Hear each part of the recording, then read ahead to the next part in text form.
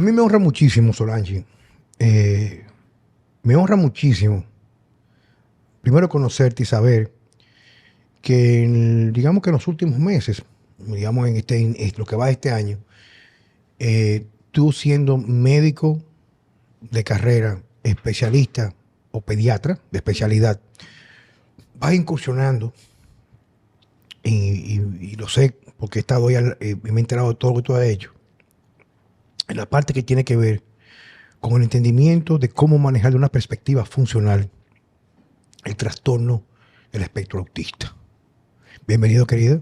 Gracias, gracias, Bienvenida. gracias, gracias. Gracias por la invitación. Un placer estar aquí, de verdad. No, el placer, créame que el placer es nuestro, porque usualmente nosotros tenemos, Francesco y yo, una cruzada, donde aparte de tratar de dar, digamos, no informar, pero sí, bueno, es mostrar la otra cara de la moneda sin quitarle el mérito a la parte que todo el mundo conoce, que es la medicina convencional, sino la parte que tiene que ver cómo poder ser mejores de una perspectiva biológica o fisiológica, tanto los niños como los adultos, a través de factores de estilo de vida. Excelente.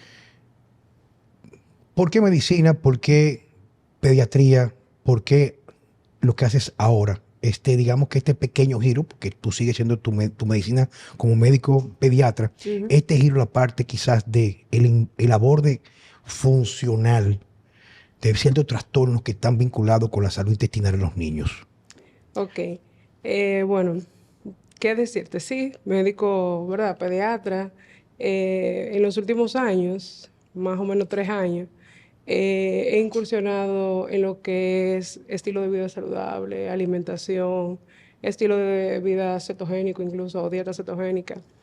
Y en el pasado llegué a ser paciente de nutrición clínica, en varias ocasiones.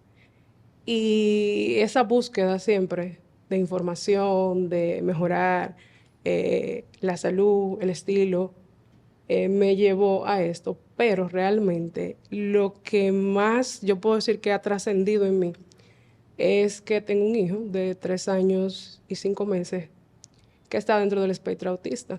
Entonces, muchas veces, en estos casos, la medicina convencional no tiene respuesta para nosotros. Y incursionar en eso, ver la importancia que tiene el cuidar y el restaurar una microbiota que ya estaba lesionada, incluso intraútero, ya venía con trastornos. Ha sido algo increíble. ¿Sabes que me gusta mucho, reitero, y lo dije al principio, lo reitero aquí de nuevo, ese enfoque tuyo?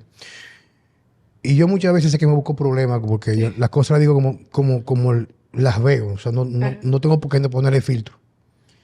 Y es que cuando se consultan, que son consultas más de labor social para orientar a los papás con niños con cualquier trastorno que conlleva esa parte de la microbiota.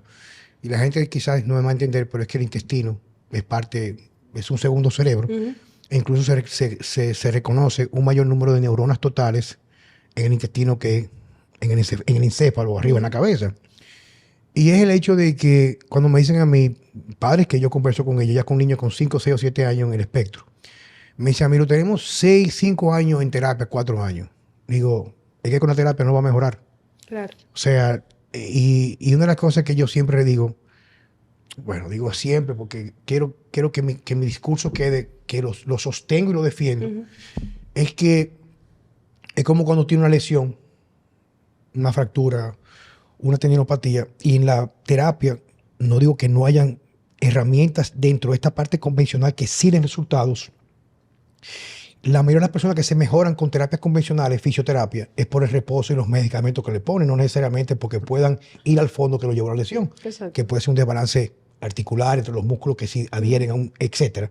Lo mismo pasa con estos trastornos, que no entremos al abordar, porque no quiero meterte en esa zona de medio polémica, de que podría llevar como detonante de inflamación del sistema nervioso central, especialmente el cerebro, en esos niños, que lo lleva a esto, sino el hecho que muchas veces esos niños no mejoran con las terapias convencionales que les mandan a esos especialistas que también son entrenados por el establecimiento convencional o el traditional establishment de la medicina convencional.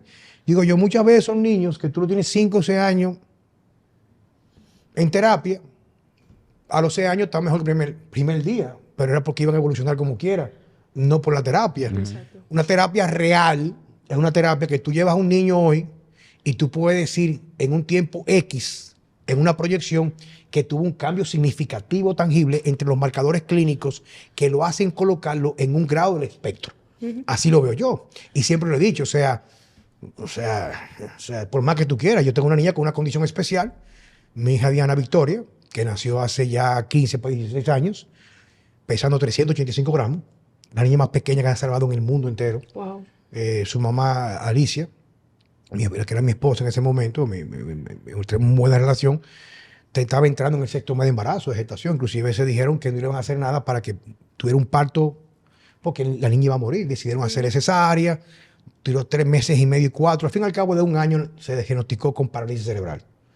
Y la niña, que el pronóstico que tenía por el grado de insuficiencia, digamos lesión o falta de desarrollo, tenía los ventrículos completamente dilatados, que tiene muy poca masa encefálica. Ella no iba a pasar de estar en una cama postrada alimentándose por cuchara o por calimete. Y la niña con una alimentación que le hicimos prácticamente ya de toda la vida, sin cereales, sin lácteos, toda la vida, la niña tiene cierto grado de funcionalidad para lo que se iba a conseguir. Exacto. Y es porque su cerebro se pudo desarrollar en función como nosotros le pudimos aportar factores no inflamatorios en su alimentación. Exacto. Entonces me gustaría saber qué tú has aprendido, qué tú hiciste, qué tú estás haciendo, qué te hace a ti tan diferente al resto, cuando tú haces el abordaje clínico, terapéutico, profiláctico en tu consulta. Mira, ¿qué me hace diferente? Yo diría que quizá no suena bonito que uno mismo lo diga, pero quizás mi calidad humana, ¿por qué no? Y el siempre identificarme, o sea, yo y más a partir de ese diagnóstico que lo vivo en carne propia, te hace identificarte mucho con el que viene contigo y esa necesidad de querer ayudar, porque, oye, como yo digo siempre, el librito yo lo tengo en casa, para bien o para mal. Y tú ver cómo mi hijo o otros niños que conozco de pacientes o de personas cercanas han mejorado, han evolucionado, quitando esas cosas externas que es lo que está alterando totalmente el cuadro.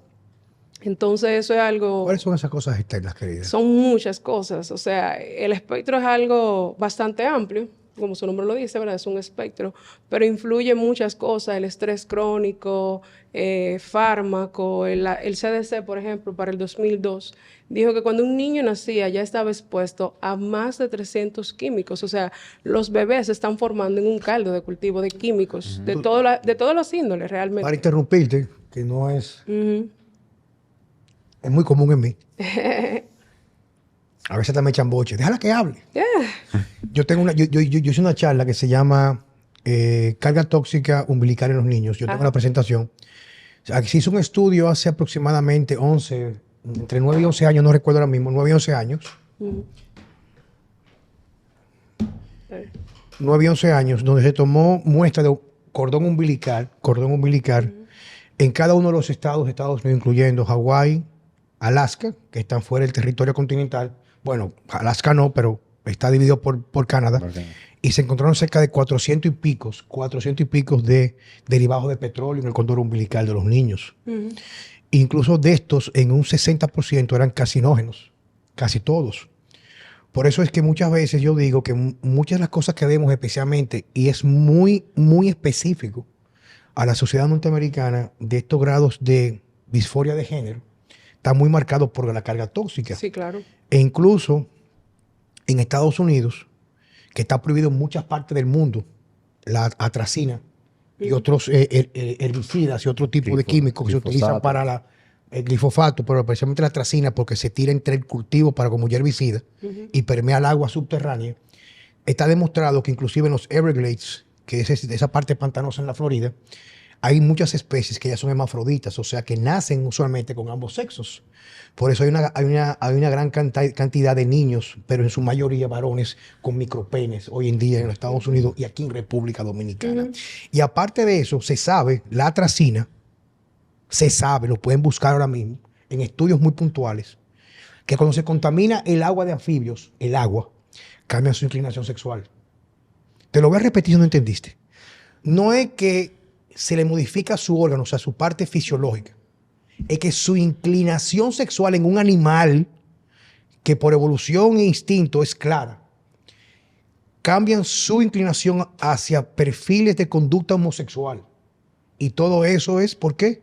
Por lo que usualmente, muchas veces, muchos médicos convencionales, en desconocimiento, porque son víctimas, el tipo de alimentación que le mandan a los niños. Claro. Muchos cereales en latica con agua, papillas, todo procesado, que viene de dónde? De las farmacéuticas, que se nutre de la industria agrícola, que fumiga con todo esto. Pero entonces tú a un niño le pones a comer, por ejemplo, huevos, que no, que le hace daño. O le pones a comer plátano, no, que el cereal es mucho mejor. O le da una leche de cabra que tiene una caseína similar, la única caseína similar a la mamá, no se la puede dar porque le va a hacer una deficiencia de tal vitamina. Entonces, esa es la parte que yo siempre digo que muchas veces, y reitero. Perdón, Juan Carlos, que agrega, ¿verdad? Que prácticamente se han encontrado, así como se han encontrado en el cordón umbilical, también muchos de esos químicos se han encontrado en esos cereales. No, Claro, porque prácticamente... Porque no es por el cereal, no es solo por el cereal en sí. La agricultura generativa, regenerativa, no lleva ese tipo de fumigación. Entonces, como digo yo a las personas, o sea, si tú no comes carne, ellos lo que hacen es que desmontan el bosque para hacer entonces los cultivos de cereales, para alimentar pan y circo para la plebe, pan prácticamente es la parte de los cereales. Pero entonces esa es la parte, y es la parte que reitero, lo he dicho, es la tercera vez que lo digo, que me encanta de ti, es el hecho de que tú como un médico convencional que tienes un entrenamiento, que tú sabes que tú por tu juramento hipocrático, tú vas con las mejores herramientas para servir a tu paciente, pero muchas veces nosotros hasta que no despertamos, no nos damos cuenta que esas cosas, esos estudios que avalan lo que tú estás aprendiendo, están patrocinados ¿por quién? Por la farmacéutica, que son los mismos dueños de las grandes corporaciones de industria agrícola. Entonces, fíjate que el tema es muy interesante, pero tú hablabas ahora mismo de esa parte de cómo tú lo abordas, el espectro. Sí, exactamente. Continúa, querida. No, te digo, es muy amplio. Hay múltiples, ¿verdad? Causas, como mencionaba, los químicos, desde que el bebé nace ya, que está expuesto a tantas cosas. Incluso el pinzamiento tardío del cordón umbilical, cuando nace, hasta eso impacta en un buen neurodesarrollo en un recién nacido. Y eso es muy frecuente a veces. Primero, nuestra tasa de cesárea en países como el nuestro es extremadamente elevada. La lactancia materna del 2015 para acá apenas es que está tratando de subirse o de rescatarse, por así decirlo. Y con esto del cordón, es increíble a veces. Tú entras a una cesárea a recibir un recién nacido. Óyeme, y tú te encuentras con profesionales que saliendo el bebé vamos a pinzar de una vez. Claro, hay otros que ya sí tienen ya un poquito, yo diría que de humanismo, y te dicen, doctor, usted me avisa cuando ya lo puedo pinzar. Y hasta ¿Qué es pinzarlo? cuando un bebé nace, que es verdad, nace conectado al cordón umbilical, o sea, a la placenta, al cordón umbilical, con su mami, el durar esos minutitos, en teoría, se debe durar de 1 minuto a 3. Sí. Sin pincharlo. Sin pinzarlo, o sea, colocarle la pinza. Eso, el tú no hacer eso, está descrito eso en los libros. El tú no hacer eso impacta el neurodesarrollo de un bebé. O sea, el tú quererlo pinzar rápidamente porque te tienes que ir, porque quieres cerrar el paciente. Pero yo no averigué el tiempo que le hicieron a Luma Vela. Créeme que fue bien, parece, por cómo ella va. Entonces, ese simple hecho, hasta eso impacta. Pero realmente, volví y digo, o sea, el espectro es demasiado amplio, son muchos factores, ¿verdad? Y, ¿por qué no? El más importante, o sea, la alimentación, lo que come la mamá desde el embarazo, incluso desde antes. ¿Qué tipo de suplementos mamá recibía desde antes? Si eran suplementos metilados o no. Si mamá tiene un problema a nivel de metilación que no lo sabe, o papá. Porque el tema con esto es que nosotros pensamos muchas veces que los padres solo le heredamos los genes a los hijos, y no. Le heredamos también nuestras bacterias, o sea, es un todo. Y ya solamente por ahí empezando, hay una alteración completamente... Checo. Ahorita tú hablaste de profilaxis y usted habló de eso mismo, de que el daño viene ya desde que el bebé está en la barriga. Exacto. Entonces, por ejemplo, ¿qué consejos pudiera dársele a una pareja, a una futura madre o quizá una mujer que ya está embarazada, pero y escucha el programa ahora y qué pudiera hacer. Yo voy a hacer una pequeña anécdota. Cuando nosotros decidimos buscar mi primer hijo, la mamá del niño, su familia viene de Jaina. Y Jaina está reconocido como uno de los sitios más contaminados Del mundo. del mundo. Y Especialmente por plomo, ¿eh? exacto. Entonces yo hablé con ella y nosotros, por ejemplo, decidimos hacer un programa De de desintoxicación. ¿cómo se llama? Quelaciones. De quelaciones Ok. antes de buscar el niño. Y obviamente yo la convencí como que hiciera ciertos cambios en la alimentación. ¿Qué ustedes Eso recomiendan? está excelente. Eso está excelente. Pero sí, por ahí podemos empezar. Incluso sería importantísimo primero evaluar la microbiota de ambos padres. Eso es fundamental. Se puede hacer un GMAT, a ver qué hay de más, qué hay de menos, qué falta, ¿sí? Y tratar de reparar eso. Perdón que les interrumpa como Juan Carlos. Me llama la atención porque ¿qué tanto impacto tiene el padre? Bastante. Porque Es que yo entiendo la madre como se exacto. gestiona adentro, pero Oye, en el esperma ya hay microbiota. En el esperma del hombre. Ese esperma, si viene con dificultad, si no está en sus óptimas condiciones, ya por ahí empezamos. Aparte, hay genes. Hay un gen, que es el gen del ácido fólico, por ejemplo. MTHFR. Exactamente. Que en los niños dentro del espectro es sumamente elevado. O sea, el porcentaje de niños en el espectro que tienen esta mutación genética. Pero una cosa increíble, y por cierto, tuve una experiencia horrible con eso, porque yo lo hice aquí, a mi hijo, en sangre. Me lo reportan que él no tiene la mutación. Y yo, ok, confiada. Bueno, yo lo hice en un laboratorio reconocido. Cuando estamos fuera del país, ahora Lo que repetiste. ¿Perdón? Lo repetiste la prueba. No, no lo repetí. Pero allá hicimos un electroencefalograma cuantitativo y el comportamiento que tuvieron sus ondas cerebrales dice si el niño tiene la mutación genética para ácido fólico. Sin embargo, se reportó negativo. Entonces, pudiera ser que o mi esposo o yo, uno de los dos tener la mutación o él heredarla de qué sé yo, un abuelo o algo por el estilo. Entonces, eso son cosas importantísimas. ¿Cómo nos nutrimos antes? ¿Qué suplementos estamos utilizando antes? La actividad física de mamá y papá antes de buscar ese bebé.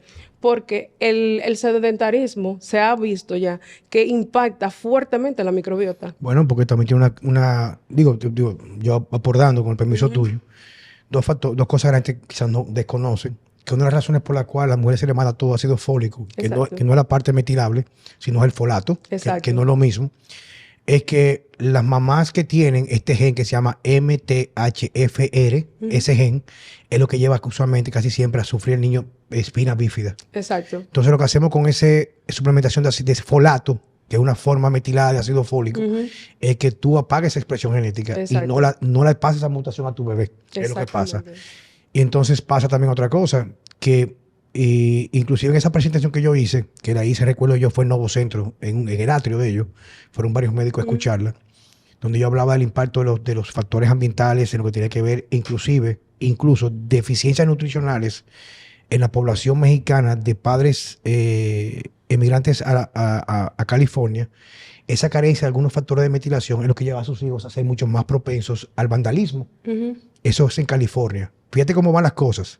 O sea, esos factores, como usted está diciendo, que tienen que ver y tienen mucha incidencia en la transferencia de los padres a los niños, desde mucho antes del niño estar concebido, como también en la alimentación post-nacimiento, postpartum, lleva a que tenga mucho más tendencia a tener una conducta antisocial. Claro. Entonces hablaba de esa parte. Y esa es la parte tan importante entender, así como tú dices que el sedentarismo conlleva a cambiar ciertas expresiones genéticas, como la epigenética. Totalmente. Y ahí viene la observación que tuvo, y me gusta siempre hacer estas anécdotas, porque a veces de las personas que uno piensa que tienen poco que aportarle a uno, que son a veces las personas que como no están contaminadas de información, ven las cosas de una forma mucho más llana. Nunca se me olvida que en una ocasión una chica espectacular que se llama, porque está por ahí, Loida, que era nana de mi hija Diana, y yo me voy el fin de semana y me la llevaba siempre a ella. Ella me escuchaba cuando yo iba en el carro, a veces llamaba a mi paciente o a mi consulta y me escuchaba hablar de la alimentación y comenzó a escuchar mis podcasts. Y me dice ella a mí un día, Don Juan Carlos, pero yo pensándolo, yo vivo en el Carrizo, después de los multi, y mi hija, yo la llevo al pediatra todos los días, perdón, todos los meses, o cada 2 meses. Tiene ya 5, 6 años, 7 años, algo así. Y yo le doy todo lo que me mandan, que es el Ensure, la fundita de cereales, que el Nestún. Y mi hija no sale de una vaina con una diarrea. Y la vecina, no estoy defendiendo ninguno, sino el asunto de la observación. Yo sé que los extremos son malos. Tanto la hiperindustrialización en la alimentación como también el descuido extremo. Pero la observación que hacía ella, que su vecina, que era una señora que no trabajaba y que su esposo era albañil, maestro de albañil o algo así, tenían como 5 carajitos. Se la pasaban descalzo corriendo el día entero en el sol y que había aparecido un muchacho con de esas mujeres de, ¿cómo se llama esta? Estas mujeres que ayudan en los partos. Una partulera. Exacto, una partera. Una vaina de esas mujeres que no van al hospital, que esos carajitos no se enfermaban. Y ahí que yo digo, pero fíjate, o cónchole, fíjate, como tenemos que ir buscando esa parte que tú ofertas como doctora, como médico, que esa parte del equilibrio, donde tú incorporas las grandes ventajas que tiene el avance tecnológico en la medicina, como el entender la parte que tiene que ver esos factores ambientales, de costumbre, hábitos, alimentación, para procurar que un niño tenga un mayor desarrollo. Mira, en ese mismo tenor de lo que tú dices de los muchachitos que están así en la calle, que no sé qué, te puedo decir, mi hijo recibió lactancia materna, nunca pudo ser exclusivo, porque ya a los 40 días de yo parirlo, ya yo estaba en un centro de salud haciendo guardias, y yo hago guardia presencial en el hospital donde laboro. Pero sí, lo lacté prácticamente hasta el año. Y lo que él recibía como procesado, sus primeros años, era muy mínimo, pero recibía. Óyeme, el muchachito no se me sanaba. O sea, eso era una gripe, una cosa. Le da COVID hace ya año y algo, casi 2. Y a raíz de que le da COVID, obviamente se maneja con antibióticos. Por supuesto, nunca los manejo yo, porque yo siempre digo, yo soy su mamá, yo soy la mamá de mis 2 hijos, yo no soy su pediatra. Claro, lo que está a mi alcance en el momento, yo lo hago. Cosa que en los últimos años ya no lo estoy viendo tanto así, por varias cositas ya que me ha tocado vivir de manera muy triste. Y, óyeme, después que nosotros comenzamos a mejorar su alimentación, cuando él nació ya en casa no se consumía, por decirte algo, aceite refinado, gracias a Dios. Pero se consumían otras cosas que son tan malas o igual que el aceite refinado. Y después que sacamos eso, aparte de los cambios conductuales en él, ahora mismo el niño es el que menos se enferma. Cualquiera se enferma en casa, menos él. O sea, de cualquier virosis, de cualquier cosa que hay, el que menos se enferma. Porque a través de la alimentación pudimos rescatar ese sistema inmune que estaba totalmente agredido.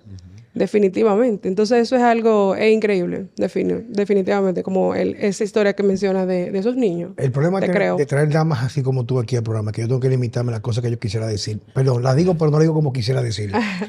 Mira,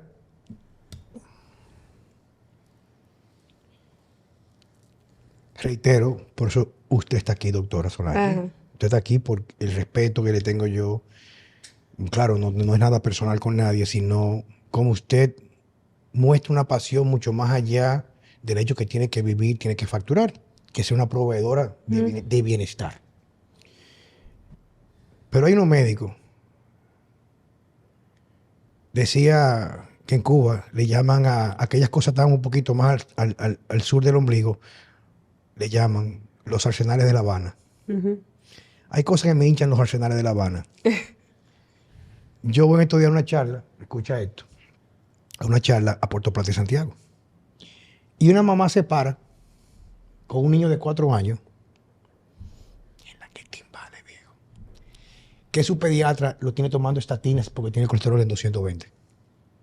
Es otro tema. Aguanta. Para que le pongan un pie a esto.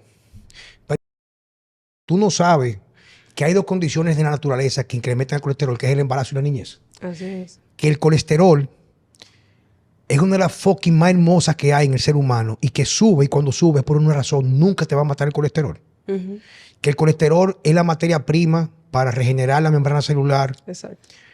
fortalece la inmunidad y muchas veces tiene un efecto antiinflamatorio. Y para formación de hormonas. Ujú. Entonces ahora mismo, ese grupo de azarosazo, tú no sabes que tú a un niño pequeño tú le das estatinas y tú lo que haces es descojonarlo quizás para el resto de la vida. Y ahora mismo me llaman, me escriben una cantidad de personas en redes sociales y que yo me he abstenido de dar respuestas para protegerme. Que el médico a un niño de 2 años 3 le quiere mandar estatina. Digo, bueno, tiene que tener colesterol en 500. Un colesterol en 205 que está muy alto. Mierda, pero qué timbale, viejo. O sea, ¿hasta dónde llega? Es que la pregunta mía es, vamos a suponer que yo soy un corrupto político o un corrupto de una compañía farmacéutica, que lo que yo quiero es dinero para darme mi lujo. Ujú. Yo creo que todo tiene que tener un límite. Porque si tú me dices a mí, mira, vamos a hacer una carretera aquí, yo soy un político, que es lo normal, eso es ley aquí, eso está institucionalizado. ¿Qué cuesta esa carretera? Esa carretera cuesta 10 millones de dólares. Mira, pásame una factura por 1.000 millones, cuesta 100 por 1.000 millones, para otros 900 repartídolo. No lo estoy defendiendo. Pero tú vienes con un proyecto de ley que yo voy a eliminar quizá la pobreza entre los pobres y los más necesitados, y yo no lo acepto porque no es una comisión para mí, tú tienes que morirte. Entonces lo mismo pasa con esto. O sea, ¿hasta qué punto yo voy a permitir la injerencia de ese grado de... Es una aberración. O sea, ¿hasta qué punto? ¿Cuánto dinero es suficiente? O sea, la pregunta mía, ¿cuánto dinero es suficiente? Tú me entiendes, estoy diciendo, porque te voy a decir una cosa. Hay ciertas cosas que te puedo decir a ti, no, es que eso ya entra en un punto donde yo no llego ahí. Pero lo que se está viendo ahora mismo es que no hay límite. La maldad humana está revestida en un egoísmo y una falta de empatía social. O sea, ¿hasta cuándo tú no te vas a dar cuenta que un día te pueden tocar la puerta a ti? Entonces, ¿cómo tú me vas a decir a mí que a un niño, eso está escrito en ciencia? Hay 2 condiciones donde la naturaleza, por llamarlo así la Que fisiología, tú sabes. Ujú. incrementa el colesterol de forma automática, porque tiene un papel fundamental para el desarrollo, y es en una mujer embarazada y un niño que se está desarrollando. O sea, el hígado, su cuerpo lo va a producir porque lo está demandando para desarrollarlo. Si tú le cortas eso, tú vas a crear un tarado, porque tiene que ver en la formación de su tubo neural, una gran cantidad de factores que inciden en su desarrollo íntegro como ser humano. Entonces, la pregunta mía, Checo, doctora, ¿hasta dónde llega la avaricia del ser humano? No tiene límite. Doctora, entonces cuéntame, ¿qué más entonces? Entonces estábamos hablando, y ahí le pido perdón, doctora. No, tranquila. Pero estábamos hablando de la parte de cómo usted ve factores como, en el caso suyo particular, al mejorar la alimentación, muchos de estos indicadores del espectro fueron mejorando en sus hijos. Ujú. En su práctica actual, usted estuvo especializado en estudiar en Panamá, si no me equivoco. Realmente en Panamá yo estuve haciendo algo personal, por así decirlo. Era haciendo unos tratamientos. Hicimos allá trasplante de microbiota intestinal a mi hijo y un sinnúmero de abordajes. Pero obviamente también me nutrí al máximo porque el tener la oportunidad, vamos a decirlo de esa forma, de poder ver las 2 caras de la moneda, como mamá y como médico, en un mismo lugar, pues uno le saca, diríamos que mayor provecho. Aparte de que con la persona que estuve allí, como médico de cabecera, es alguien que siempre está dispuesta a darte conocimiento, a brindarte su experiencia, y fue algo muy, muy increíble en ese sentido. Pero sí, obviamente se aprendió muchísimo, y estando allá tuve la oportunidad de terminar neurodesarrollo y TEA, que lo había comenzado este año, y gracias a Dios ya culminamos esa parte. Perdón, el trasplante, ¿cómo se hace? El trasplante... Hay un donante. Ajá, sí, son trasplantes fecales que la doctora realiza. La doctora es de las primeras, pionera en el mundo, haciendo estos trasplantes fecales. Ella, al igual que yo, es madre de una niña que estuvo en el espectro.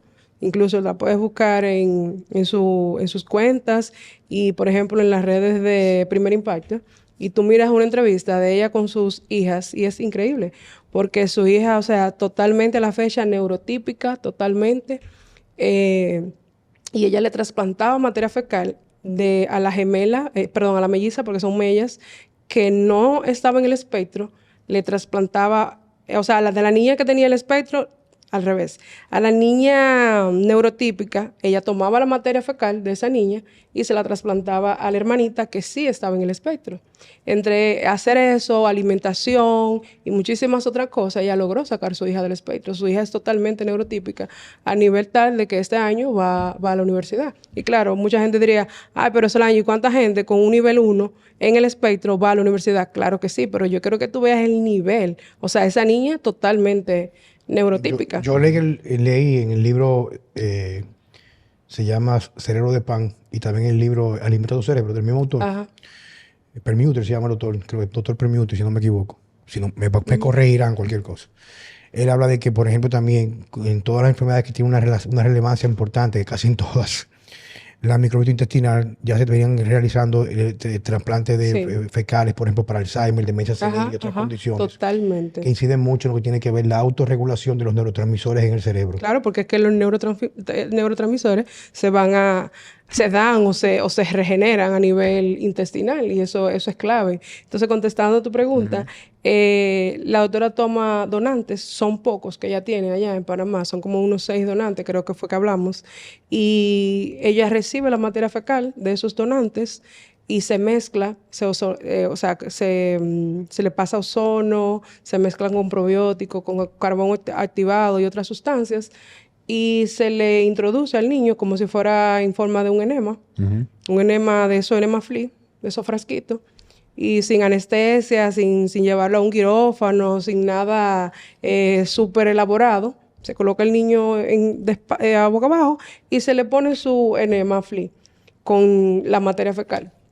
Entonces hay niños que, ¿qué te digo? Entre 20, 40 y hasta 60 han logrado tener avances y la literatura es muy clara. O sea, un 17% de los niños en el espectro, si se aborda de manera multidisciplinaria, si se abordan oportunamente, ¿verdad?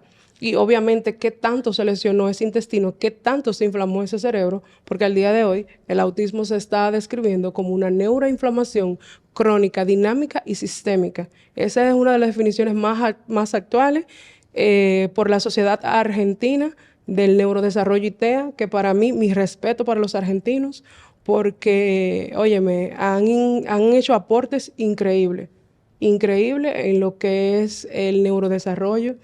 El abordaje, los avances, ha sido muy, muy, muy bueno sus aportes, básicamente.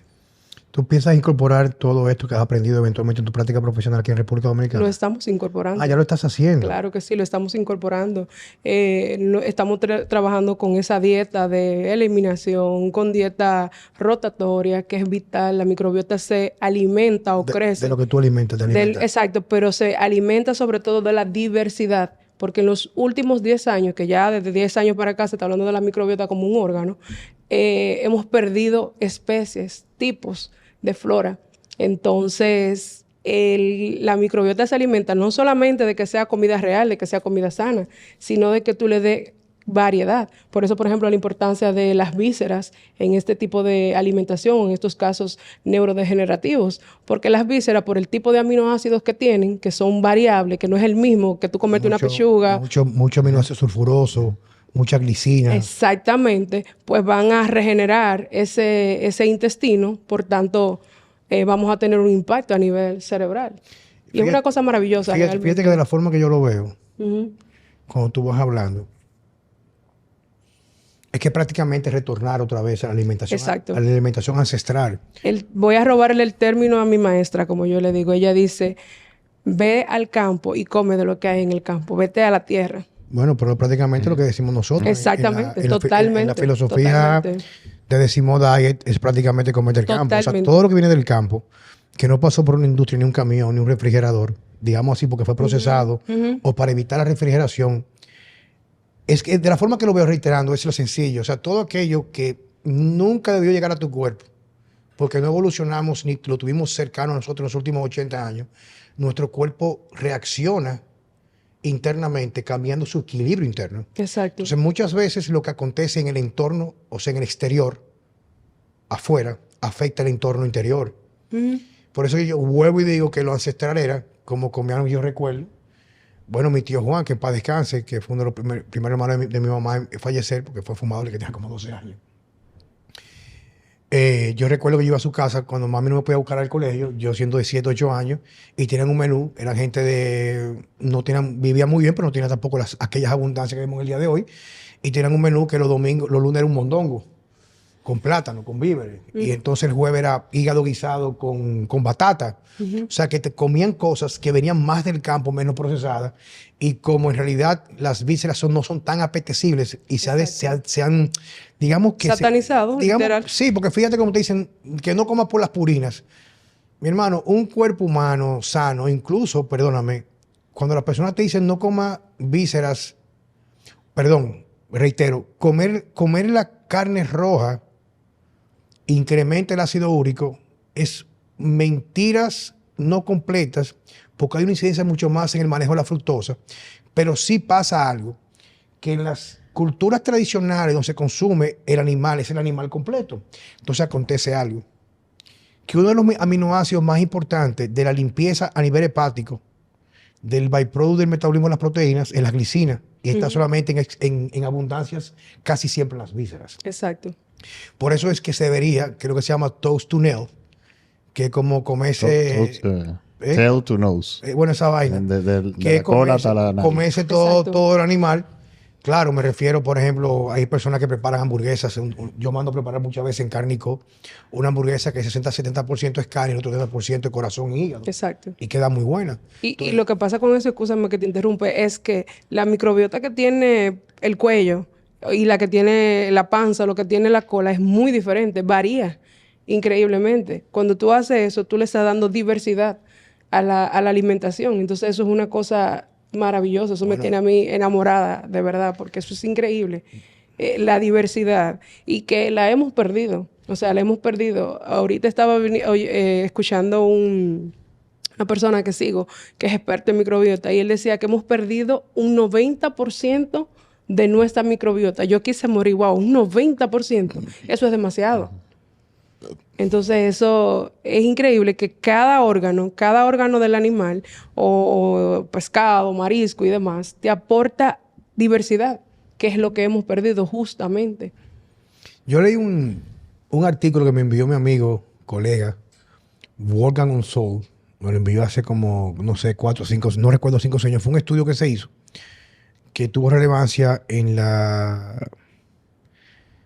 academia, que sé yo cuánto, el Journal de Gastroenterología de Inglaterra, donde 2 periodistas, no recuerdo si eran 2 periodistas, pero el asunto fue que se fueron a vivir, creo que fueron 10 días, a una comunidad tribal en África, que mantienen, no recuerdo cuál es. Está por ahí, me vino a la cabeza ahora, no recuerdo. El asunto fue... Los hams, sería... Yo creo que lo puedo encontrar cuando haga. Yo busco ahora mismo Wolfgang en mi correo electrónico. Ajá, y le sale. Por cierto, yo tengo que no chequear el correo electrónico 6 meses. De verdad, no chequeo el correo electrónico 6 meses. Le cogí hoy de la computadora. O sea, esa era como siento como que me estresa. Y en 10 días él estuvo conviviendo completamente en el mismo entorno que vivían esa comunidad. Esa comunidad. Y esa comunidad tenía una peculiaridad que mantenía sus tradiciones igual que por cientos, no voy a decir miles, pero cientos me refiero a la misma vaina. Viven en pequeñas chozas.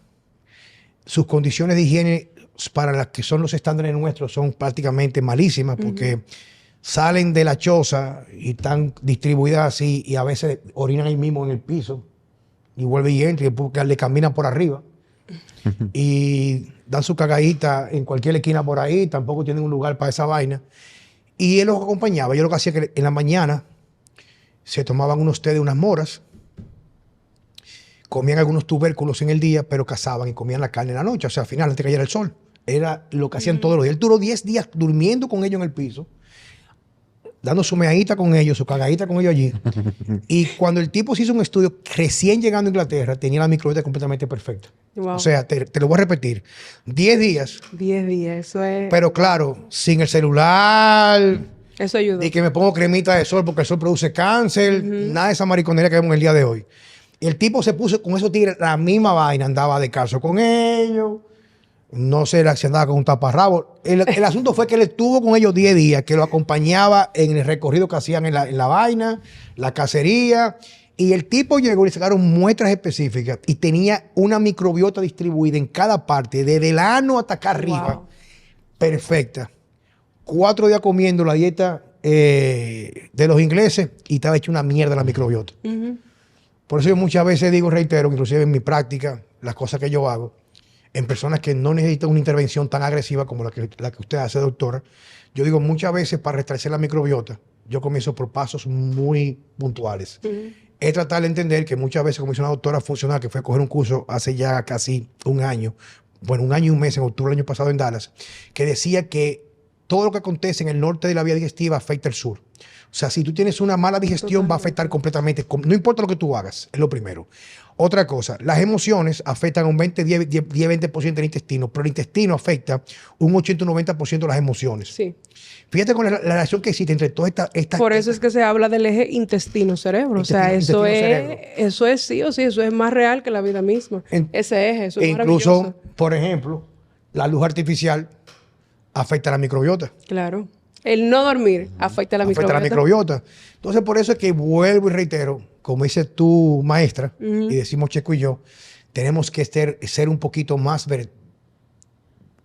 vertidos o inclinados a recuperar de forma como antídoto a la vida artificial un poco más de naturaleza. Totalmente. Mira, yo he leído algo sobre eso también, muy interesante, y decía eso mismo, que tú tomabas un estudio de esas personas que se van de casa, que se van de pesca, que tiene, creo que es de los Hans, no recuerdo bien también, pero creo que sí, tengo que volver a revisar.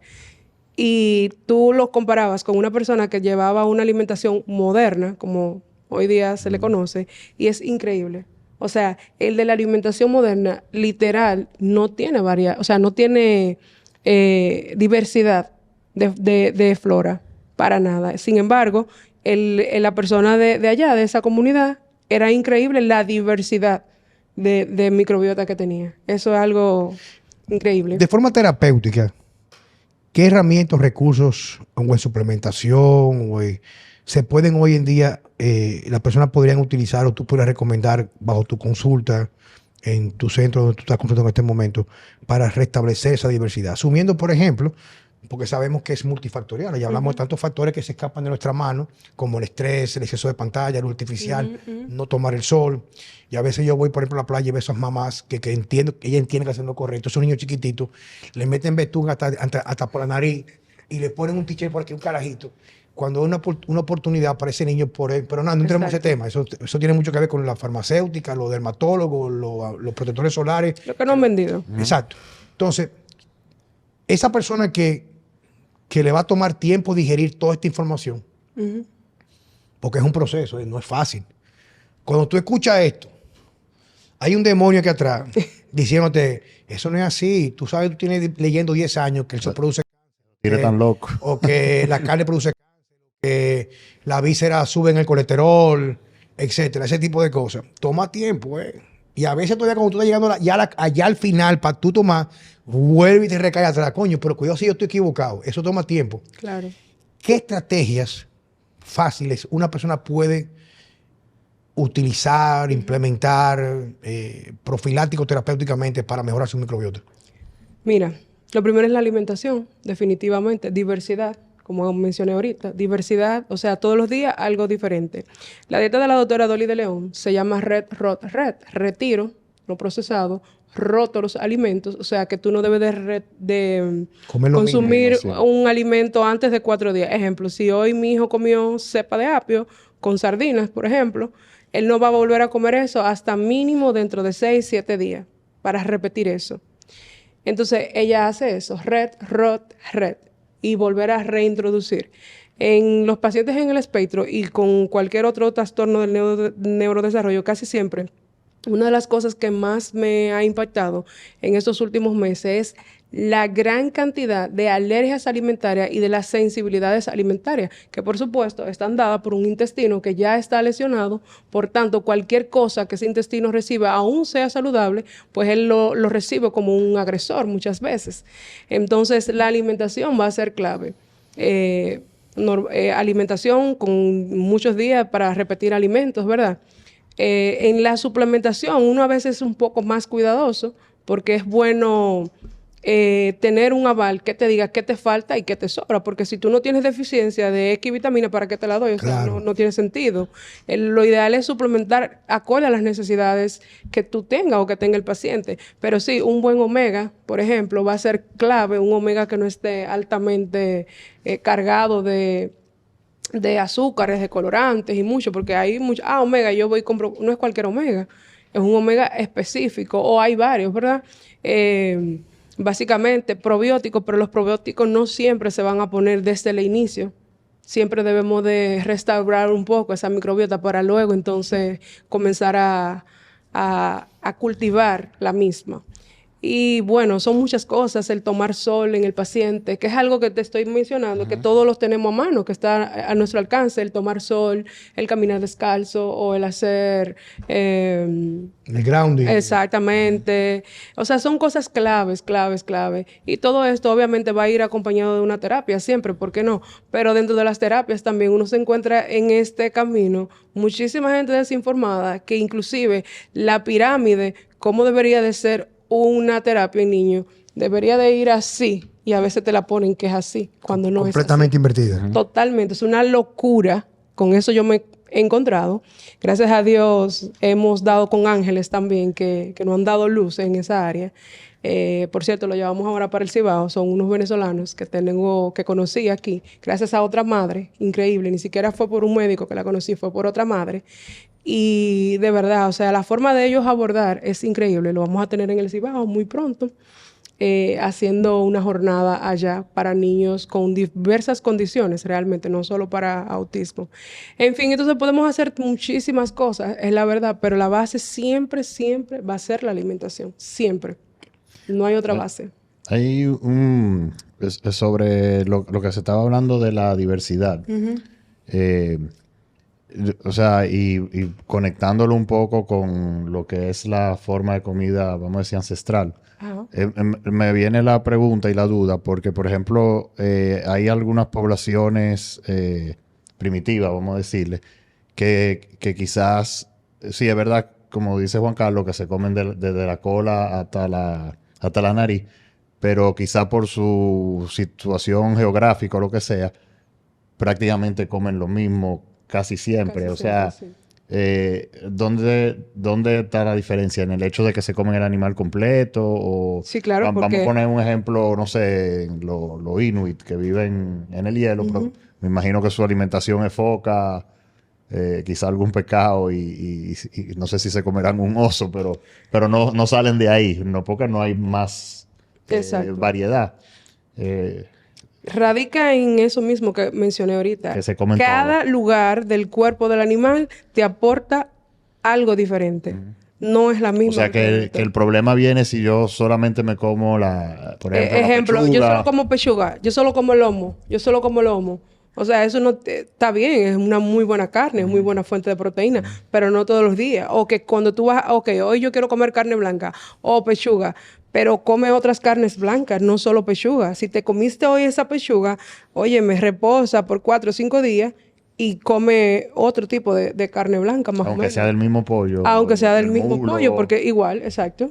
Esa es como la idea, básicamente. Vamos a comer ahora, cuando salga de aquí, una sopa de rao. Wow. Yo anoche me comí una una patica de cerdo. Ay, qué rico. Sí, sí, sí, lo veo. Eso es una fuente increíble de Solange, ¿dónde las nutrientes. personas pueden, dónde tú estás consultando eso habitualmente? Sí, mira, yo a nivel público, porque honradísima de hacer medicina pública, me encanta hacer medicina pública, de verdad, porque como yo siempre digo, nos mantiene conectados a tierra. Estamos en el Hospital de Fantino, estoy en el Centro Dietética Funcional, que es el centro del jefe aquí, y estoy, Wow, qué privilegio. estoy en un centro que está abriendo ahora en La Vega, se llama Ceremi. Es un centro que es de rehabilitación y especialidades médicas. Ahí estamos. Sí, algunos pacientes que ya conocemos de manera presencial, pues hemos ofertado consultas virtuales, pero ya con una primera visita donde yo vea al paciente, lo toque, lo huela, como le acabo de decir a una mamá cuando venía de camino, que me llamó: doctora, yo quiero una cita online. Yo le dije: mira, en pediatría el paciente se toca, se mide, se huele. Por ejemplo, un recién nacido hay que oler el ombliguito muchas veces a ver si vamos bien. Entonces yo, luego de que ya tuve ese primer contacto, podría tener una virtual con el paciente. De lo contrario, no. Definitivamente. Mira, Checo, yo te queremos dar las gracias por estar aquí con nosotros. No a ustedes. No, de verdad que, digo, permíteme, digo, te agradezco. Digo, yo creo que todos debemos vivir en gratitud. Vivir en gratitud nos facilita una vida mucho más tranquila, un mundo, una vida o un mundo tan caótico como el que estamos viviendo hoy en día. Pero nuestra gratitud hacia ti, por el hecho de que, sabiendo que muchas veces el discurso nuestro podría lacerar intereses, especialmente de algunos galenos, por llamarlo de esa manera. Y nosotros siempre decimos que jamás es la intención de lacerar el interés de nadie, sino que las personas puedan entender que esa medicina convencional está, hay que aplaudirla y tiene herramientas que nos permiten hoy en día en la enfermedad vivir mucho más años, vivir mucho mejor. Hoy en día hay condiciones que la cual hace 30 años padecerla era una muerte segura. Hoy las personas se pueden recuperar, la batalla del diagnóstico temprano contra el cáncer, enfermedades degenerativas, y ni pensar en las partes de traumatologías, los accidentes, cómo ha avanzado mucho la parte de la cirugía, en fin, robótico, no importa, tiene su espacio. Pero nuestro discurso es que las personas deberían, usualmente, entendemos nosotros, darse la oportunidad de entender, o probar que muchas veces la salud como la parte es vivir con plenitud, en plena capacidad mental, funcionalidad física, sin obesidad, una obesidad que no te permita moverte. O sea, sabemos que es multifactorial la obesidad, la alimentación es una parte pequeña del cuadro completo. Es que hay otra cara en la moneda. Claro. Te queremos felicitar porque creo que ese paso que tú has dado te pone en una posición de ventaja. El hecho de que más personas están despertando a grandes demandas que hay hoy en día, digamos, en el mercado sanitario, de un número de incremento de niños padeciendo algún tipo de trastorno que podría llevarlo a estar en el espectro. Así es. O cualquier trastorno del habla, etcétera, y que todos están combinados o relacionados todos directamente con esa conexión intestino-cerebro. Así es. Esa es la base, definitivamente, el eje intestino-cerebro. Por eso ya hoy se dice que cuidado si es el primer cerebro, el intestino, y no el segundo. Bueno, doctora, Entonces, muchas de manera. gracias. Muchas gracias. Señores, Gracias a ustedes. ha sido un honor tener a la doctora Solange con Gracias. nosotros, Herrera. Hasta la próxima Vida Sana con Juan Carlos Simó y Francesco Jeremías. Bye. Bye. Bye.